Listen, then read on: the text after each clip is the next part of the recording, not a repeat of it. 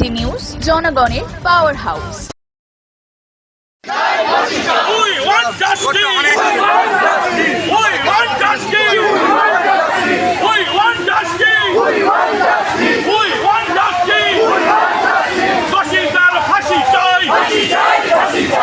কাণ্ডের দোষীদের ফাঁসি চাই! কাণ্ডের দোষীদের ফাঁসি চাই! কাণ্ডের দোষীদের ফাঁসি চাই! কাণ্ডের দোষীদের ফাঁসি চাই! কাণ্ডের দোষীদের ফাঁসি চাই! মমতা ব্যানার্জি রাজ্যে অবিলম্বে দোষীদের শাস্তি দিতে হবে,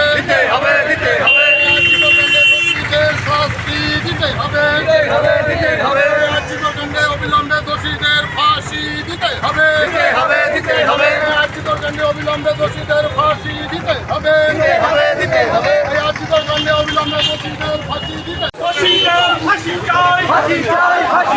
দোষীদের ফাঁসি চাই! দোষীদের ফাঁসি চাই! দোষীদের ফাঁসি চাই! দোষীদের ফাঁসি চাই! দোষীদের ফাঁসি চাই! দোষীদের ফাঁসি চাই!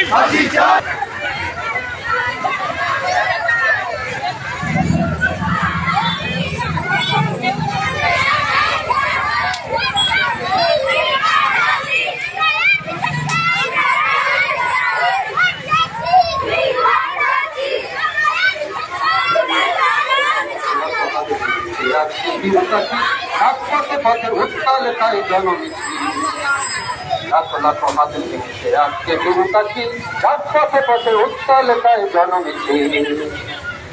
হাজার কণ্ঠ দাবি করে আর শাস্তি চাই, সত্য কণ্ঠে উঠেছে আওয়াজ বিচার চাই, হাজার Justice! We want justice! Want justice! পরবর্তী স্টেশন তোমার আমার একই সব! তোমার আমার একই সব! তোমার আমার একই সব! আমি শুধু সিবিআই কে বলবো, আপনারা বিনীত গোয়েল এবং সন্দীপ ঘোষকে কাস্টডিতে নেন, এসপি দাস এবং সুশান্ত রায়কে কাস্টডিতে নেন, আর ফোনগুলো বাজেয়াপ্ত করুন। মমতা ব্যানার্জির ফোনটা নিতে হবে, নারায়ণ স্বরূপের নিগমের ফোনটা নিতে হবে, রাজীব কুমার বিনীত গোয়েলের ফোনটা নিতে হবে, এবং ফেস টাইম ওর কল রেকর্ডও আপনাদের উদ্ধার করতে হবে। সব পেয়ে যাবেন কি করেছে। মুখ্যমন্ত্রীর রাস্তায় নামাটা না একটু অবাক আর একটু হাস্যকর লেগেছে, কারণ আমরা তো ওর কাছেই প্রশ্নের উত্তর চাইবো, তাই না? প্রচুর মানুষ বিপুল ভোটে জয়ী করে তাকে এনেছেন, তার সরকারকে এনেছেন, তিনি তো একা কিছু করতে পারবেন না, সেটা তার পক্ষে সম্ভবই না। তো সেই সরকারের কাছেই আমাদের দাবি, আমাদের চাহিদা, তো তিনিই আবার দাবি করছেন, এই ব্যাপারটা একটু খুবই অবাক এবং খুবই বালখিল্য লাগছে। এই যে জনরোষ, এই যে জনজাগরণ, আমার মনে হয় কি বলুন তো, আজকে যে আমরা মিছিল করব, কে বলতে পারে যে সেই মিছিলের মধ্যেই এমন কোনো পুরুষ থাকবেন না যিনি কোনো না কোনো সময় এমন কোনো কাণ্ড ঘটিয়েছেন, এতটা বড় স্কেলে না হলেও ছোট স্কেলে ঘটিয়েছেন। কোনো গ্যারান্টি তো আমরা দিতে পারি না, আমরা সবাইকে ডেকেছি, রাইট? তো দাবি দাওয়া অনেক থাকবে, আমরা 3-4টে জেনারেলাইজ দাবি, যেগুলো প্রত্যেকটা মানুষের, তিনি যে রঙের আন্ডারেই থাকুন না, রং লাগাতে চান, আমাদের সকলের যে দাবি, সেই দাবি নিয়েই আমরা আজকে পথে নামছি। যে মহিলাদের সুরক্ষা, মহিলাদের ডিগনিটি, হ্যাঁ, এবং একটা আরজিকর হওয়ার পরের দিনই যখন কেউ বলার সাহস পায় যে আবার আরজিকর করে দেব, দ্যাট ইজ ভেরি আনফর্চুনেট। এবং এই সাহসটা তো পেয়েছে না মানুষ, পুরুষরা তো এই সাহসটা পেয়েছে, এইটার গোড়ায় গিয়ে আঘাত হানতে হবে। এর থেকে হাস্যস্কর, এর থেকে রাজনৈতিক বাচালতা এবং রাজনৈতিক ছেলে মানুষই আর কিছু হতে পারবে বলে মনে করি না। নিজের বিরুদ্ধে নিজে আন্দোলনে নামছে, অদ্ভুত ব্যাপার। এটাও ভারতবর্ষের রাজনীতিতে মমতা ব্যানার্জি নিদর্শন তৈরি করলেন। তার বিরুদ্ধে যে অভিযোগ, সেই অভিযোগ নিয়ে তিনি পথে নামছেন। আপনি নিজের একটা মূর্তি তৈরি করুন, একটা কার্ডবোর্ড তৈরি করুন, সেখানটা দাঁড়িয়ে আপনি প্রতিবাদ করুন। কারণ প্রতিবাদটা আপনার বিরুদ্ধে। আপনার রাজ্য ব্যর্থ, আপনার পুলিশ ব্যর্থ, আপনার অধীনে হাসপাতালে আমাদের ঘরের একটা বোন বা মেয়ে সে ধর্ষণ এবং খুন হয়েছে, সবটা তো আপনার ব্যর্থতা। কারণ আপনি স্বাস্থ্যমন্ত্রী, আপনি পুলিশ মন্ত্রী।